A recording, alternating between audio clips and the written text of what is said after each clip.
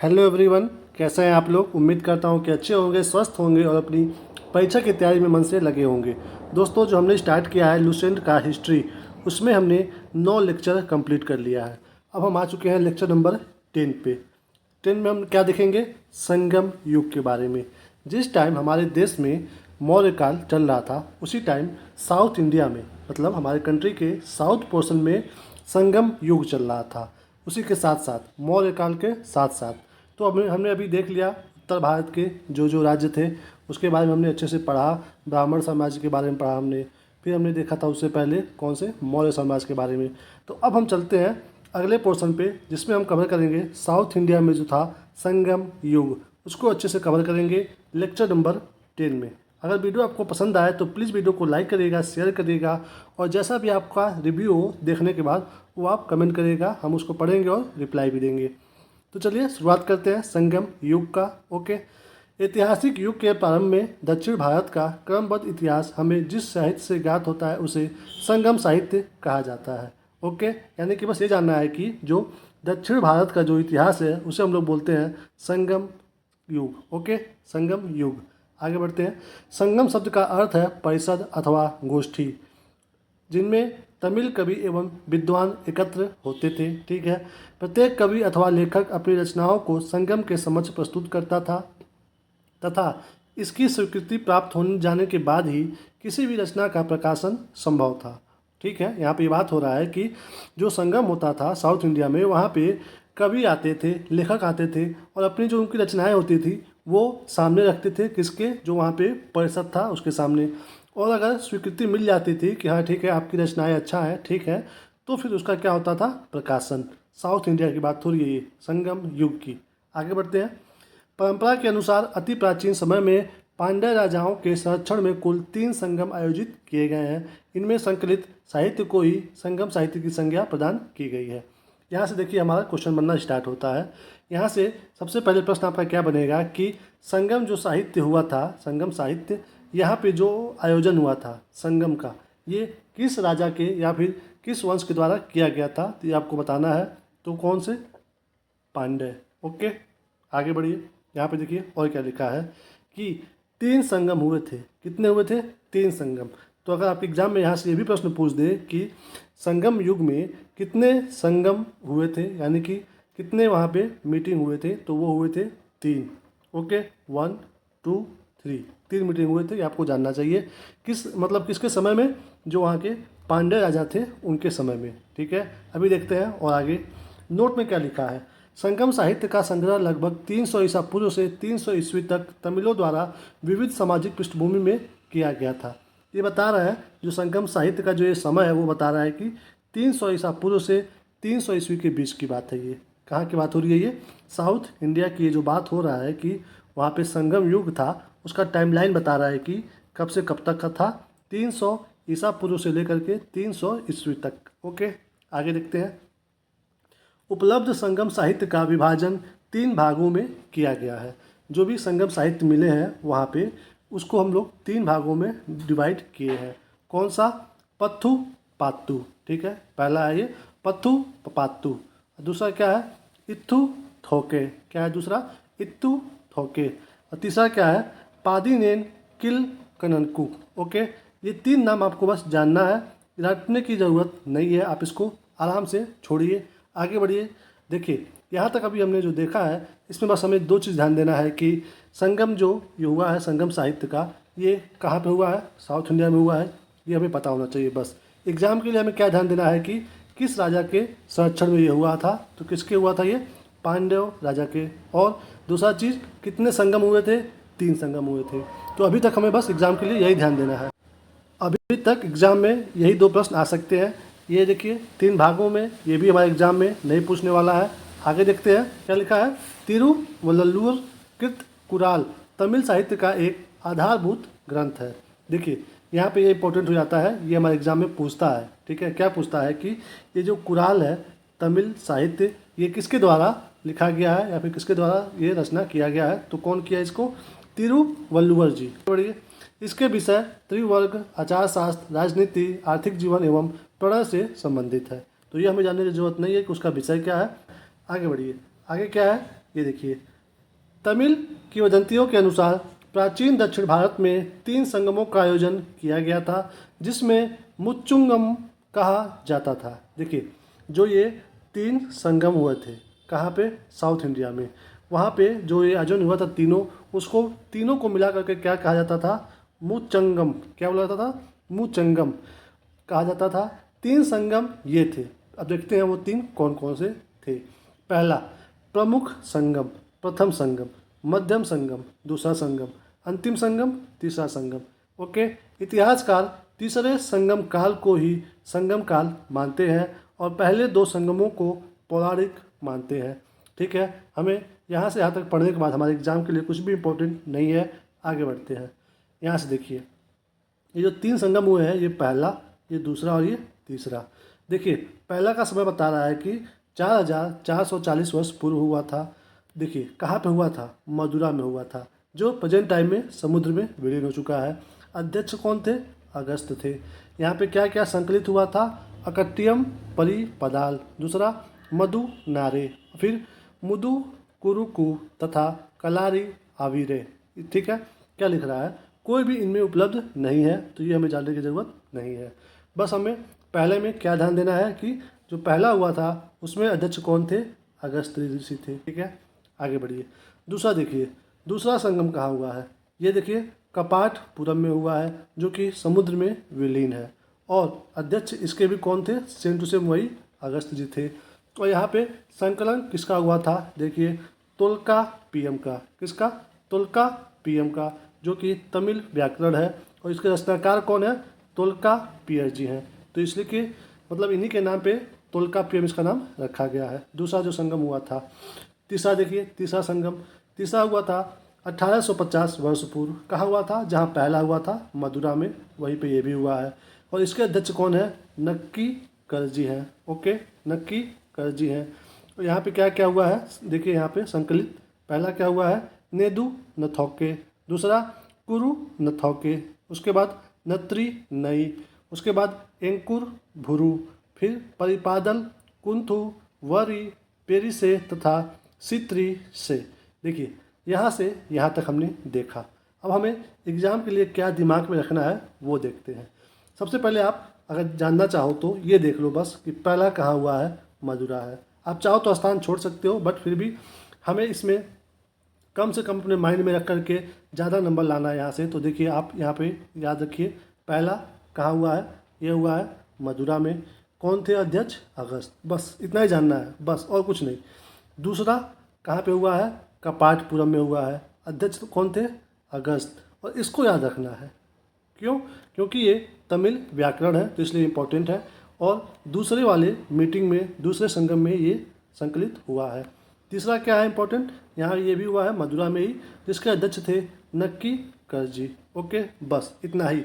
पहला मदुरा अगस्त जी, दूसरा कपाटपुरम अगस्त जी, यहाँ भी ये यहाँ पे संकलित हुआ है।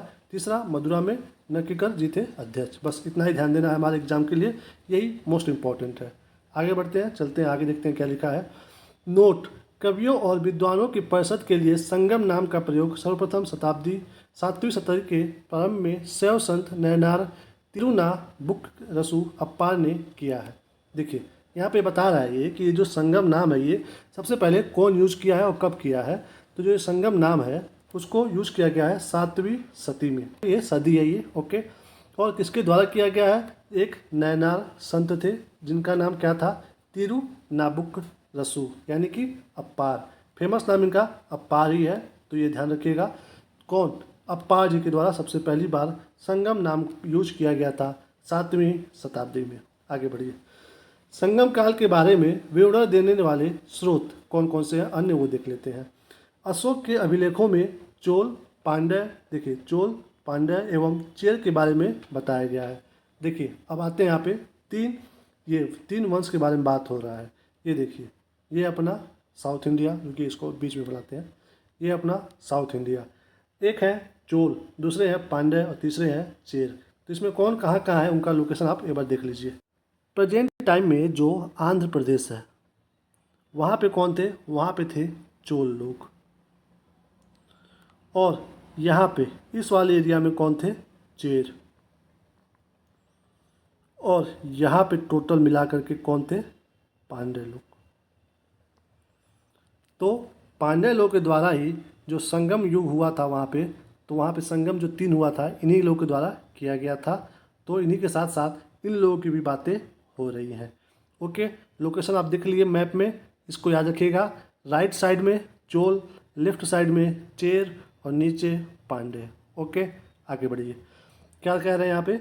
मेगास्थनीज, स्ट्रैबो, प्लिनी एवं टॉलेमी जैसे यूनानी लेखकों ने पश्चिमी एवं दक्षिणी भारत के बीच वाणिज्यिक व्यापार संपर्कों के बारे में उल्लेख किया जाता है। इम्पोर्टेंट नहीं है, हटा दीजिए, आगे बढ़िए। कलिंग के खारवेल के हाथी गुफा अभिलेख में शिलालेख में तमिल राज्यों का उल्लेख है। देखिए, यहाँ पे इम्पोर्टेंट प्रश्न बन सकता है कि तमिल राज्यों के बारे में किस शिलालेख में वर्णन है? तो वो है हाथी गुफा शिलालेख। इम्पोर्टेंट है। और ये कहाँ का है? ये कलिंग का है, खारवेल के समय का। ओके, इम्पोर्टेंट है। आपको बस ये ध्यान देना है कि तमिल राज्यों का उल्लेख कौन से शिलालेख में है? तो वो है हाथी गुफा शिलालेख। ओके, आगे देखिए। 8वीं सदी ईस्वी में इरैयानार अगम्पोरुल के भाष्य की भूमिका में तीनों संगमों का वर्णन किया गया है। ये इंपॉर्टेंट नहीं है, छोड़िए, आगे बढ़िए। देखिए, इलांगो कृत, ओके, यानी कि इलांगो जी के द्वारा जो शिल्पादिकारम, कौन? शिल्पादिकारम यानी कि पायलों का गीत जो रचना किया गया था, एक उत्कृष्ट रचना है जो तमिल जनता में राष्ट्रीय काव्य के रूप में मानी जाती है। तो यहाँ पे आपको बस इतना ही ध्यान देना है कि ये शिल्पादिकारम किसके द्वारा लिखा गया है? तो ये किसकी रचना है? इलांगो जी की। इम्पोर्टेंट है, बस यही ध्यान देना है। आगे देखिए, इसमें 30 सर्ग हैं जिन्हें 3 खंडों में लिपिबद्ध किया गया है। यह बौद्ध रुझान वाला महाकाव्य है। इम्पोर्टेंट है, एग्जाम में अगर पूछे कि शिल्पादिकारम किस धर्म से संबंधित है, जैन धर्म, बौद्ध धर्म, या तो कुछ भी अगर दे दे तो आपको ध्यान देना है कि शिल्पादिकारम किससे संबंधित है? बौद्ध धर्म से। तो क्या कह रहा है? ये बौद्ध रुझान वाला महाकाव्य है। इसमें कावेरी पट्टनम के कोवलन, उसकी पत्नी कड़गी एवं नर्तकी माधवी की प्रेम कहानी है। ठीक है, अगर आपको एग्जाम में यहाँ से ऐसे ही प्रश्न आ जाए कि कावेरी पट्टनम के कोवलन, उनकी पत्नी कन्नगी एवं नर्तकी माधवी की प्रेम कहानी किस में लिखी गई है, और आपको 4 नाम दे दिया जाए, 4 किताबों का नाम दे दिया जाए, तो उसमें ध्यान देना है कि जो ये शिल्पादिकारम है यही है जिसमें इनके बारे में वर्णन किया गया है, इनकी प्रेम कहानी का। इम्पोर्टेंट है, ध्यान रखिएगा। ओके, आगे चलते हैं। आगे क्या है? मदुरा के बौद्ध धर्मावलंबी व्यापारी शीतला सत्तन्नार ने मणिमेकले की रचना की है। इम्पोर्टेंट है। इसमें 30 सर्गों के अतिरिक्त एक प्रस्तावना भी है। इसमें जैन प्रभाव है। इसमें राजकुमार उदय कुमारन एवं मणिमेकले कोलंग एवं नर्तकी माधवी की पुत्री की प्रेम कहानी है। इस ग्रंथ की कहानी दार्शनिक एवं शास्त्रार्थ संबंधी बातों के लिए बनाई गई है। इसका महत्व मुख्यतः धार्मिक है। नीलकंठ शास्त्री के अनुसार यह बौद्ध लेखक दिंडनाथ 5वीं सदी की कृति न्याय प्रवेश पर आधारित है। देखिए दोस्तों, हमने यहाँ पे देखा एक पुस्तक के बारे में जिनके जो रचनाकार है इलांगो है। ओके, अब देखते हैं दूसरे पुस्तक के बारे में। दूसरा कौन सा है? ये देखिए, मणिमेकाले। ओके, देखिए मणिमेकाले किसकी रचना है? ये है शीतले सत्तन्नार जी की। ओके, इम्पोर्टेंट हो गया दूसरी पुस्तक और उसके रचनाकार। इसमें क्या है? इसमें देखिए दोस्तों, राजकुमार उदय कुमारन और मणिमेकाले यानी कि कोलन एवं नर्तकी माधवी की पुत्री की प्रेम कहानी है। ओके, तो बस आपको अगर एग्जाम में अगर ऐसे पूछ दे कि उदय कुमारन और मणिमेकाले की प्रेम कहानी किसमें है, तो वो है मणिमेकाले में। इसमें तो आप आराम से पकड़ लोगे क्योंकि ये नाम इसमें आपको दिखाई दे देगा। यहाँ पे नाम पकड़ना थोड़ा मुश्किल है क्योंकि यहाँ पे वो नाम नहीं दिया हुआ है, तो ये चीज़ आपको थोड़ा सा देखना पड़ेगा, समझना पड़ेगा। यहाँ पे याद करने की ज़रूरत नहीं है, बट ऐसे भी एग्जाम में प्रश्न आते हैं कि ये इन 2 लोगों की कहानी किस पुस्तक में है, तो इसमें तो नाम आप मैच कर लोगे तो पहुँच जाओगे अपने ऑप्शन पे। ओके, इसमें बता रहा है कि इसमें कौन कौन सी बात है, दार्शनिक है, शास्त्रार्थ बात की है। ठीक है, फिर आइए यहाँ पे इंपॉर्टेंट एक और आ गया। देखिए, न्याय प्रवेश।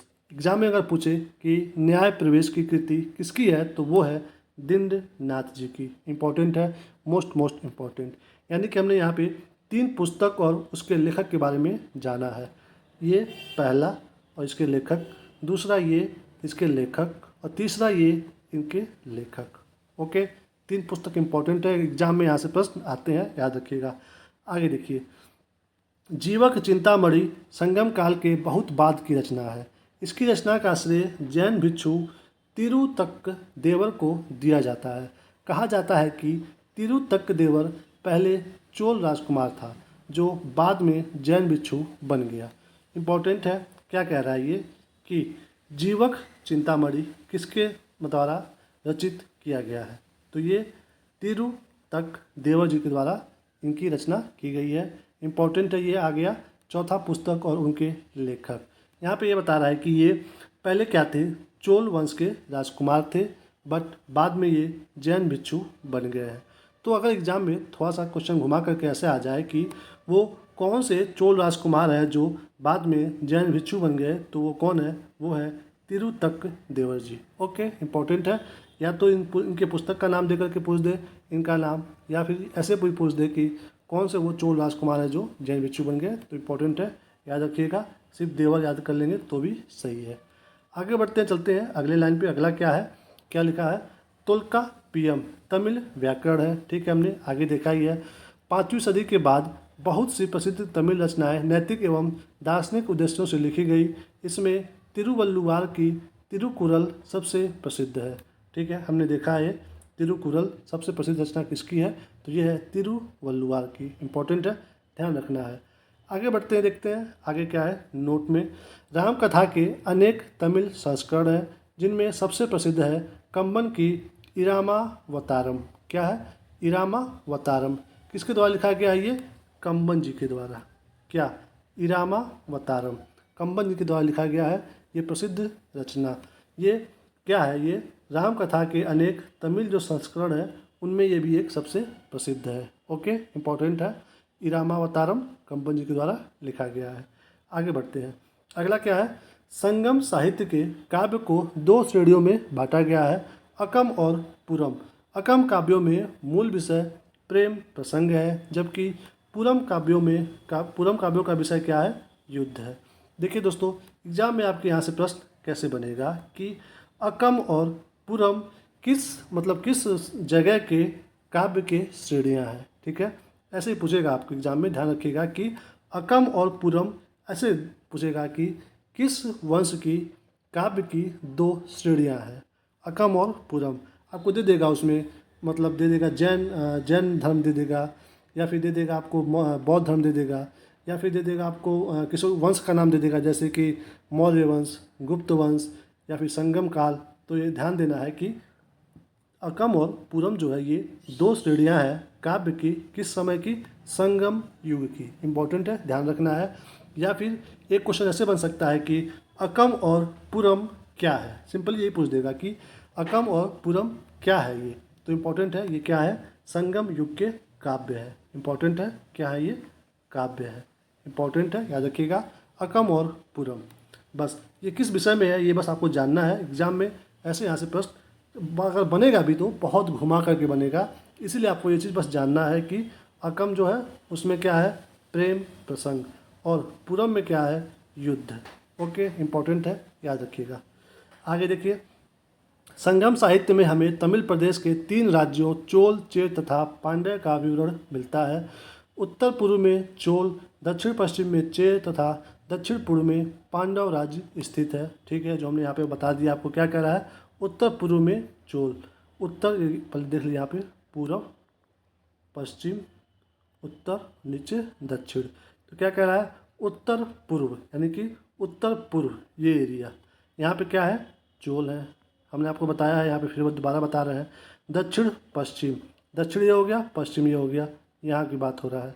यहाँ पे क्या है, दक्षिण और पश्चिम में चेर है, और दक्षिण पूर्व में पांडव है। यहाँ पे कौन है, पूरा पांडव। ठीक है, तो ये स्थिति आप लोकेशन देख लीजिए, इंपॉर्टेंट है, आपको पता होना चाहिए कि वो एरिया क्या है, कहाँ है। आगे देखिए क्या लिखा है, संगम युगीन राज्यों में सर्वाधिक शक्तिशाली चोलों का राज्य था। कौन सा, ये वाला जो राज्य है ये सबसे अधिक शक्तिशाली था संगम युग का। इम्पोर्टेंट है, चोल।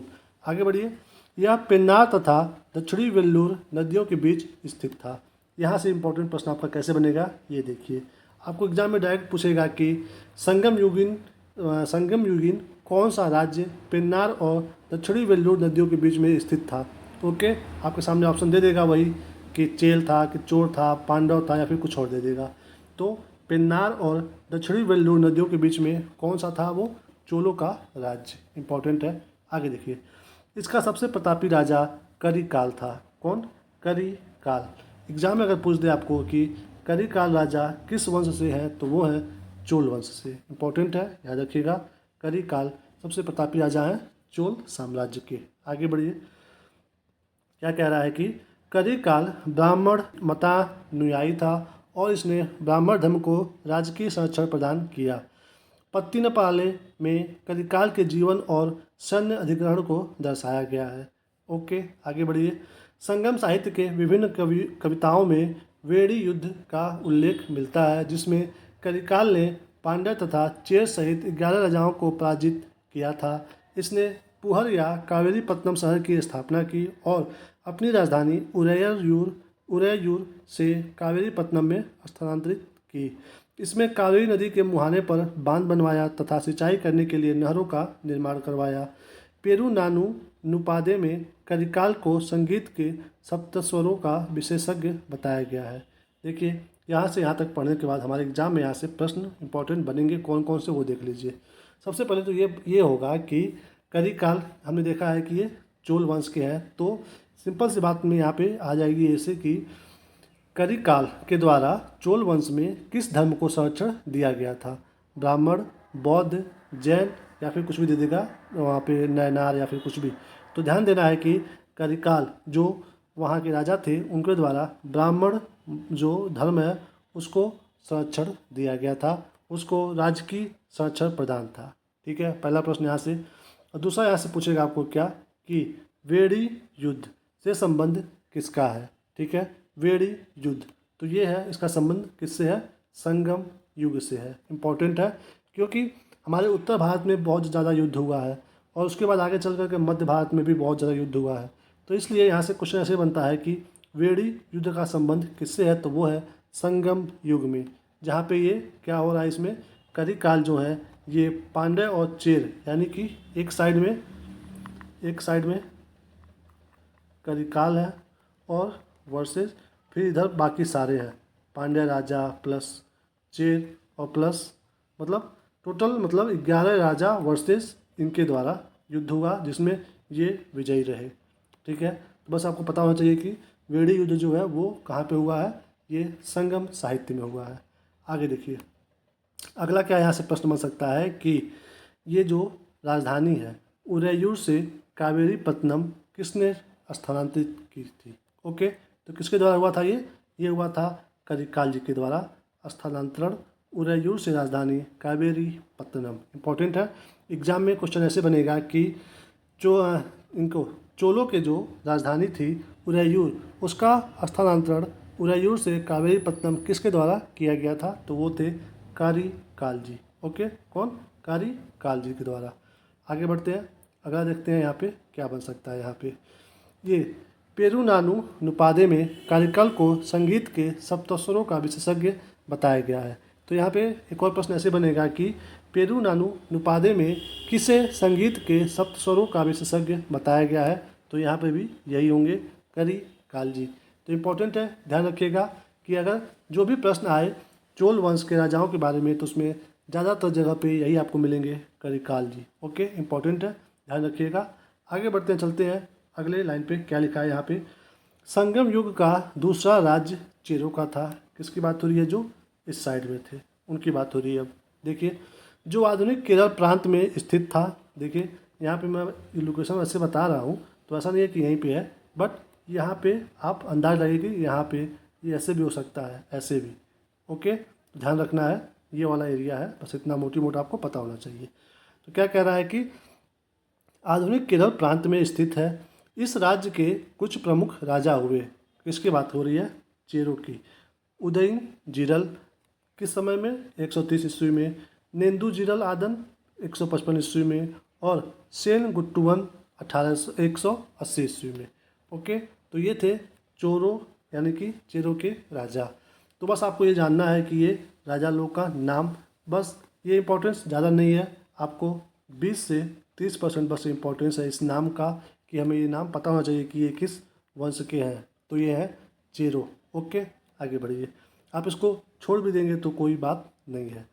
आगे देखिए क्या लिखा है। सेनुगुट्टवन ने अधिराज की उपाधि ग्रहण की। इसने पत्तिनी नामक धार्मिक संप्रदाय को समाज में प्रतिष्ठित किया। इम्पोर्टेंट है ये, मोस्ट इम्पोर्टेंट है कि किसके द्वारा अधिराज की उपाधि संगम वंश में ली गई थी, तो वो है सेनगुट्टवन जी। ओके, इम्पोर्टेंट है पहला प्रश्न यहाँ से।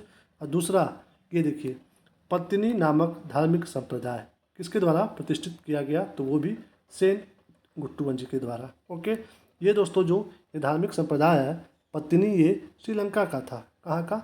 श्रीलंका का, जिसे प्रतिष्ठित किया गया हमारे वहाँ किसके द्वारा? सेनगुट्टवन जी के द्वारा। इम्पोर्टेंट है, ध्यान रखिएगा, एग्जाम में ये प्रश्न आता है।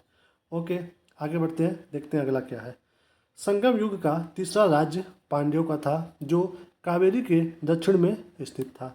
ओके, जो यहाँ पे था उसकी बात हो रही है। तो पांड्यों का था, इसकी राजधानी मदुरा में थी। पांड्य राजाओं में नेडुजेलियन लगभग 200 ईस्वी सबसे शक्तिशाली था। देखिए यहाँ से यहाँ तक पढ़ने के बाद आपको बस ये जानना है कि पांड्यों की राजधानी कहाँ पे थी, तो वो थी मदुरा में।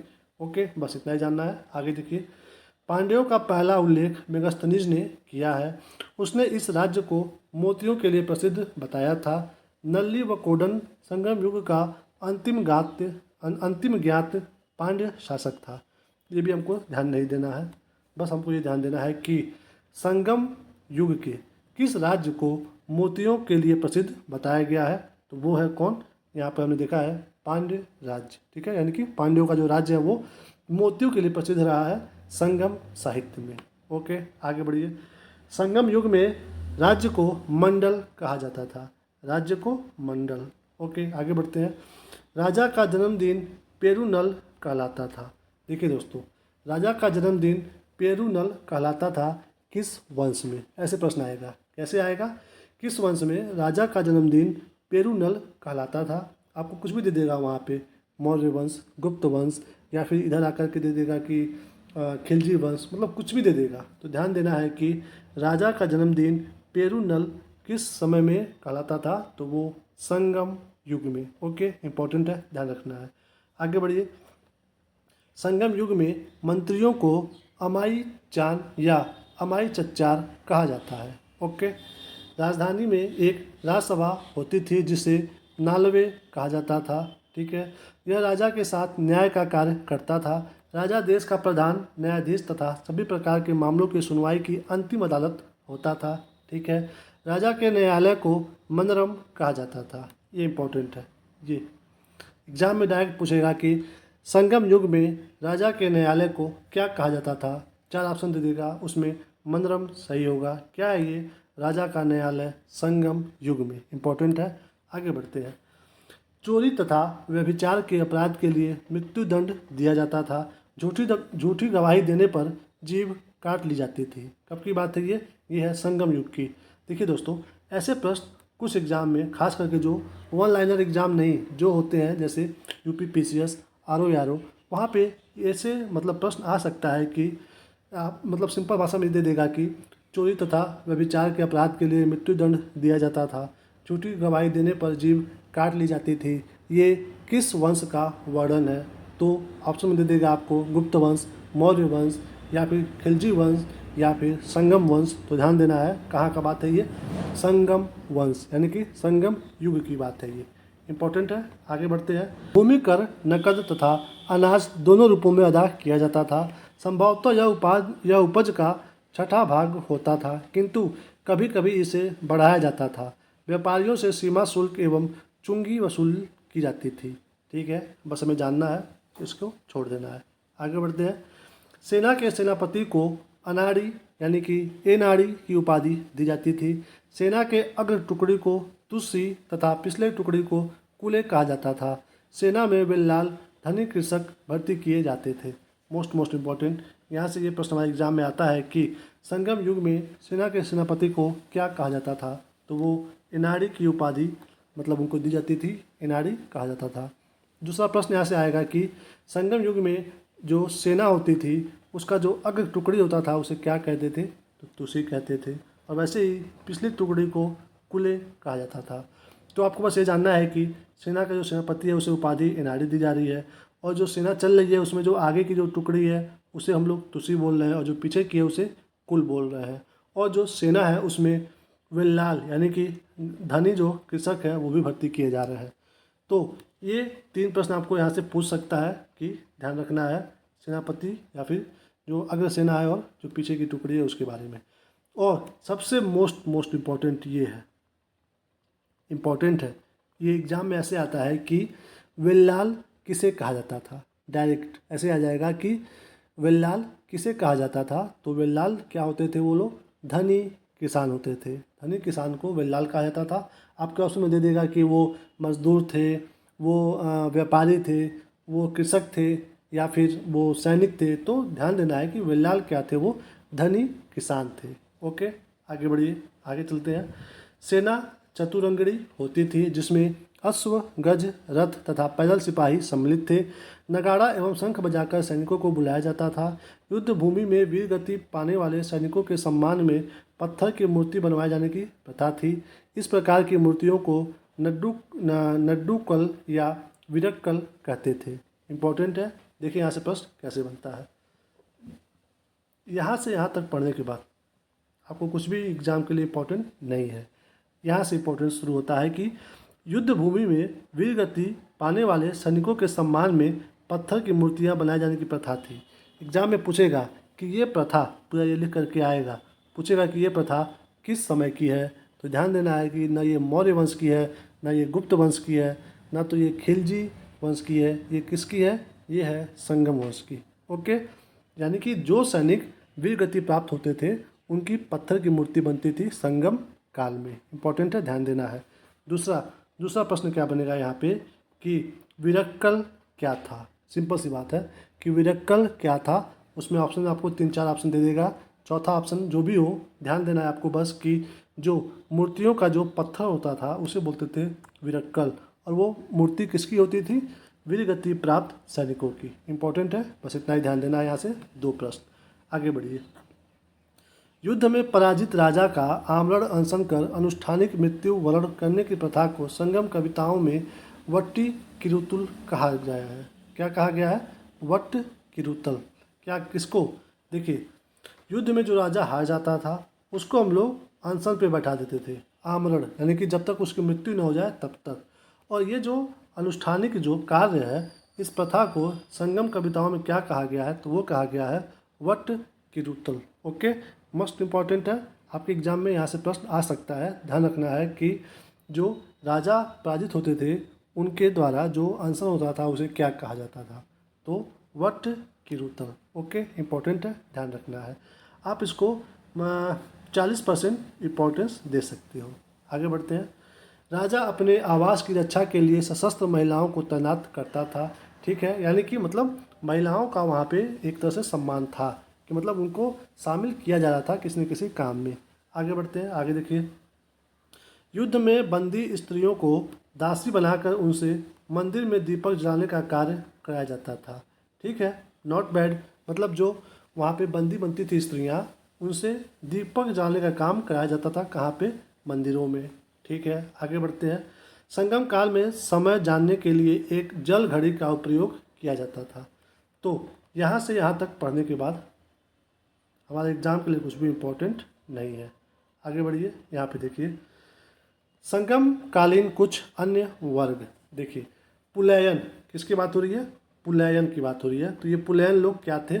दस्तकारों का एक वर्ग जो रस्सी तथा पशु चर्म की सहायता से चारपाई एवं चटाई बनाने का कार्य करते थे। तो एग्जाम में ऐसा प्रश्न डायरेक्ट बन सकता है कि संगम काल में रस्सी और पशु चर्म का काम जो करते थे उन्हें क्या कहा जाता था? तो पुलैयन। इंपॉर्टेंट है, आपके ऑप्शन में ये भी रहेगा, ये भी रहेगा, ये भी रहेगा। तो रस्सी तथा पशु चर्म की सहायता से जो काम करने वाले थे वो थे पुलैयन। इंपॉर्टेंट है, ध्यान रखना है। और जो शिकारियों की एक जाति थी वो थी एनियर। जब ये प्रश्न आएगा तो आपके ऑप्शन में ये तो रहेगा ही, साथ में ये और एक और नाम डाल देगा। ठीक है, और लूटपाट करने वाली जो जाति थी उसे बोलते थे मलवर। तो ये तीनों जाति जो थी उस समय की, जो तीनों वर्ग थे, इंपॉर्टेंट है, ध्यान रखना है कि रस्सी एवं पशुचर्म की जो सहायता से काम करते थे वो थे पुलैयन, शिकारियों की एक जो जाति थी वो थी एनियर, और लूटपाट करने वाली जो जाति थी वो थी मलवर। इंपॉर्टेंट है संगम काल के। आगे बढ़िए, आगे देखिए क्या लिखा है। तमिल प्रदेश में ब्राह्मणों का उदय सर्वप्रथम संगम काल में हुआ, जो समय का सबसे प्रतिष्ठित वर्ग था। इसकी हत्या को सबसे बड़ा अपराध माना जाता था। संगमकालीन ब्राह्मण मांस भक्षण करते थे तथा सूरा पीते थे। देखिए यहाँ से यहाँ तक जानने की जरूरत नहीं है, बस आपको बस ये चीज़ माइंड में रखना है कि संगम काल के जो ब्राह्मण थे वो मांस मदिरा का सेवन करते थे। ठीक है, बस इतना ध्यान देना है। एग्जाम में भी यहाँ से प्रश्न नहीं आएगा, बट आप जानते रहोगे तो ठीक है, नॉलेज के लिए। आगे देखिए, ब्राह्मणों के पश्चात संगम युगीन समाज में वेल्लार वर्ग का स्थान था। वेल्लार हमने देखा है कौन थे वो लोग, धनी किसान। तो ब्राह्मणों के बाद उन्हीं लोगों का स्थान था कहाँ पे, संगम समाज में।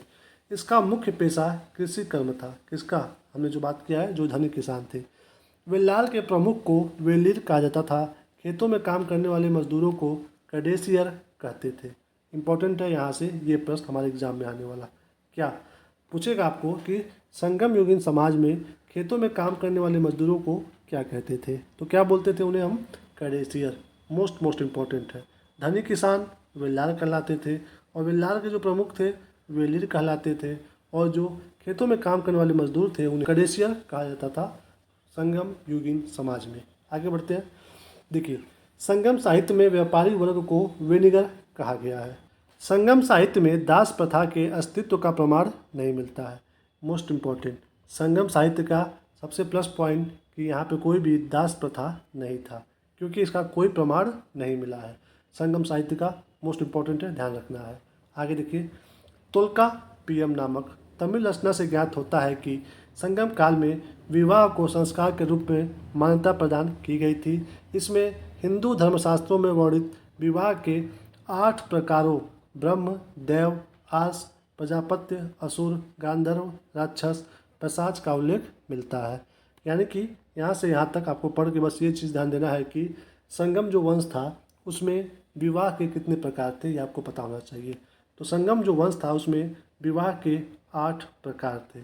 कौन कौन से थे ये हमें याद करने की ज़रूरत नहीं है, कितने प्रकार थे ये हमें पता होना चाहिए। तो 8 प्रकार के विवाह थे वहाँ पे संगम समाज में। आगे बढ़िए, प्रणय विवाह की मान्यता दी गई थी जिसे पंचतीर्य कहा गया है। एक पक्षी प्रणय को कैकड़ी कड़े व अनुचित प्रणय को पेरुनदिड़े कहा गया है। ठीक है, जानना है, छोड़ देना है।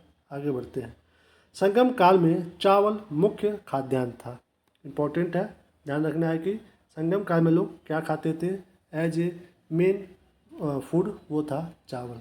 आगे देखिए, इसे दूध में मिला करके सांभर नामक खाद्यान्न तैयार किया जाता था। जो आज आप बहुत खाते होंगे इडली सांभर या फिर कुछ भी खाते हो, तो जो उसमें सांभर है ये उसी समय का है, संगम काल का। सोचिए, चावल में दूध मिला करके सांभर बनाते थे उस समय लोग। इम्पोर्टेंट है, एग्जाम में यहाँ से प्रश्न नहीं आता है, बस आपको जानना चाहिए ये। आगे बढ़िए, नर्तक नर्तकियों व गायकों के दल घूम घूम कर लोगों का मनोरंजन किया करते थे। संगम साहित्य में इन्हें पार्डर व विडेलियर कहा गया है। मोस्ट इम्पॉर्टेंट, ध्यान देना है आपको। अभी हमने ऊपर क्या पढ़ा है, ऊपर हमने पढ़ा है कि जो धनी किसान थे वेल्लार कहलाते थे, और जो वेल्लार के प्रमुख थे वो वेलिर कहलाते थे, और जो खेत में काम करने वाले मजदूर थे वो कैडेसियर कहलाते थे। अब यहाँ पे बात हो रही है कि जो नर्तकी और नर्तक का जो ये घूम घूम कर जो मनोरंजन करने वाला दल था वो क्या कहलाता था, पार्डर व विडेलियर। ठीक है, ध्यान देना है आपको, ये विडेलियर है, और मजदूर जो खेतों में काम कर रहे हैं वो कैडेसियर है। तो कन्फ्यूज मत हो जाएगा, दोनों में अंतर है। ओके, आगे बढ़िए। तमिल साहित्य में मच्चेलियर तथा ओवैयर जैसी कवित्रियों की चर्चा हुई है, जिससे स्पष्ट है कि इस काल की स्त्रियां सुशिक्षिता होती थीं। बस आपको ये जानना है कि तमिल जो समय चल रहा था तमिल वंश का, उसमें महिलाओं की स्थिति अच्छी थी, बढ़िया थी, बस आपको ये जानना है।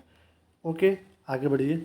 संगम काल के लोग कौवे को शुभ पक्षी मानते थे जो अतिथियों के आगमन की सूचना देता था। कौवे नाविकों को सही दिशा का भी बोध कराते थे। इस कारण सागर के मध्य चलने वाले जहाज़ों के साथ उन्हें ले जाया जाता था।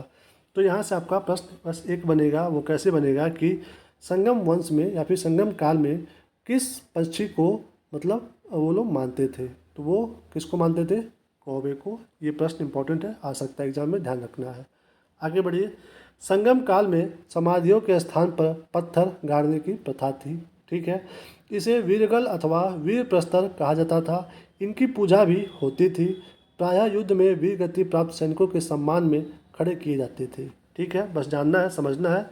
एग्जाम में यहाँ से प्रश्न नहीं आता है तो इसको छोड़ भी सकते हो। आगे बढ़िए।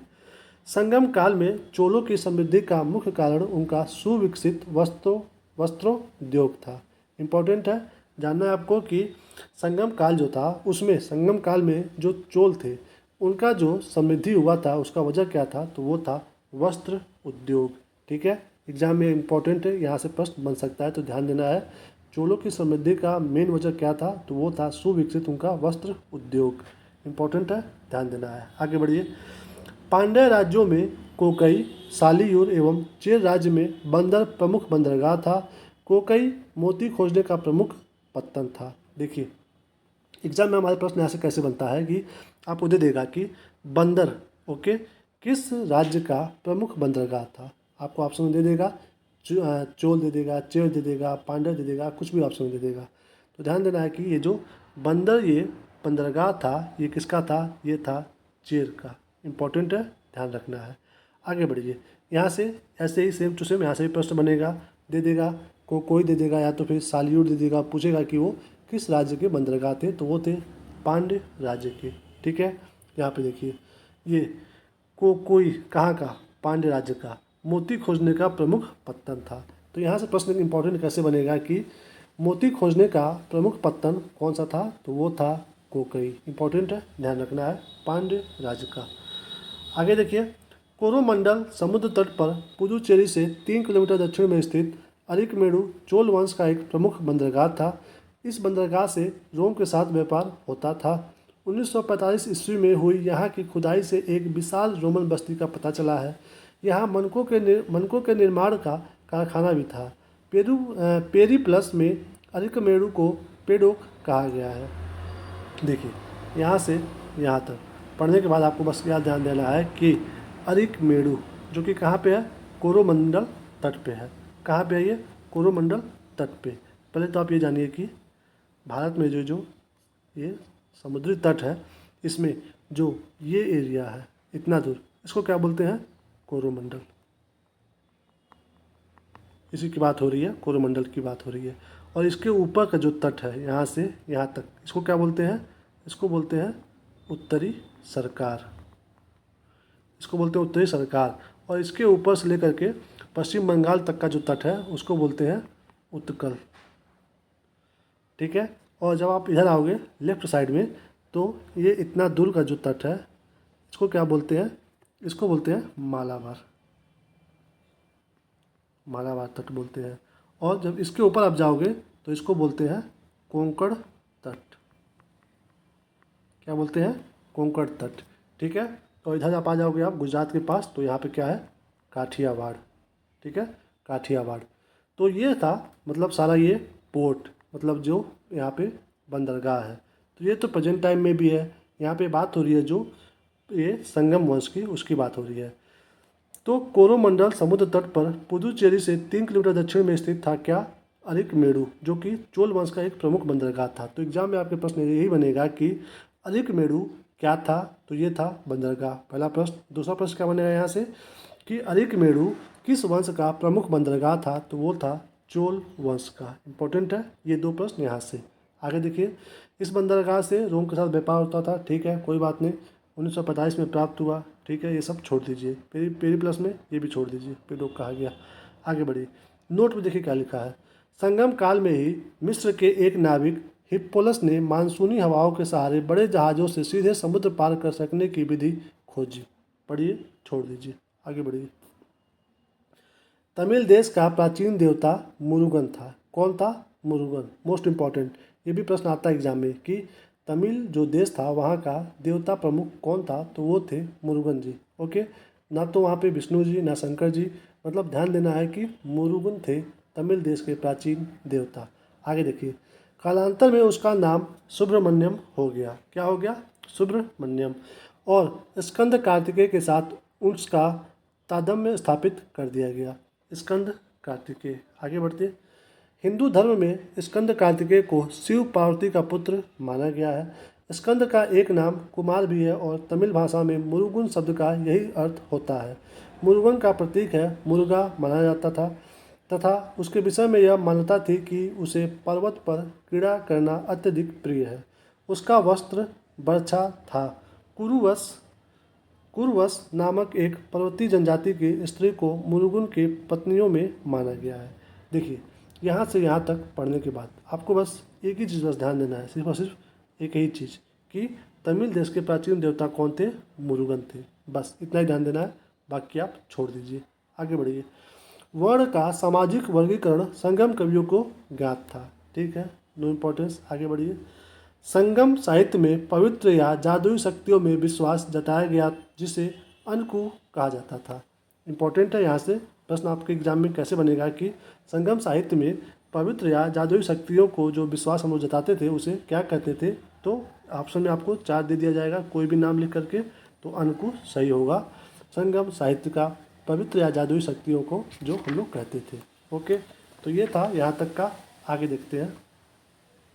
यहाँ पे दोस्तों समाप्त हुआ हमारा क्या? संगम वंश। अब शुरू होगा यहाँ से गुप्त साम्राज्य यानी कि गुप्त वंश। बट हम इस वीडियो को यहीं पे समाप्त करेंगे। ये वीडियो स्पेशली सिर्फ रहेगा संगम वंश के लिए। क्यों? क्योंकि दोस्तों यहाँ से क्वेश्चन कम बनते हैं हमारे एग्जाम में, मतलब वनडे एग्जाम में तो बहुत ही कम प्रश्न आते हैं यहाँ से, तो इसीलिए हम इस वीडियो को एक सेपरेट बना दिए हैं संगम वंश के नाम पे। आप इसको देखिए, समझिए और इसके बारे में आप नॉलेज रखिए। क्यों? क्योंकि जो पेपर होते हैं कई शिफ्ट में हमारे भारत में, तो यहाँ पे जब कई शिफ्ट में पेपर चलते हैं तो वहाँ पे क्वेश्चन का लेवल अप और डाउन होता रहता है। तो आपको कोई भी पोर्शन नहीं छोड़ना है और आपको अच्छे से तैयारी करना है। तो आप जानिए सबके बारे में और क्या कितना याद रखना है ये हमने यहाँ पर बता दिया है आपको। तो वो चीज़ आप अपने माइंड में रखिएगा और तैयारी में लगे रहिएगा। तो इस वीडियो को हम यहीं पे समाप्त करेंगे। जैसा भी आपको ये वीडियो लगा हो आप प्लीज़ उसको रिव्यू करिएगा, लिखिएगा कमेंट में कि आपको क्या अच्छा लगा, क्या अच्छा नहीं लगा, और जैसा भी आपका रिव्यू रहेगा उसको हम पढ़ेंगे और उसके अकॉर्डिंग सुधार भी करेंगे। ओके, मिलते हैं आपको अगले वीडियो में गुप्त वंश के साथ, यानी कि गुप्त साम्राज्य को हम बहुत ही डिटेल से कवर करेंगे अगले वीडियो में। तब तक के लिए अपना ख्याल रखिए, मुस्कुराते रहिए। जय हिंद, जय भारत, जय माता दी।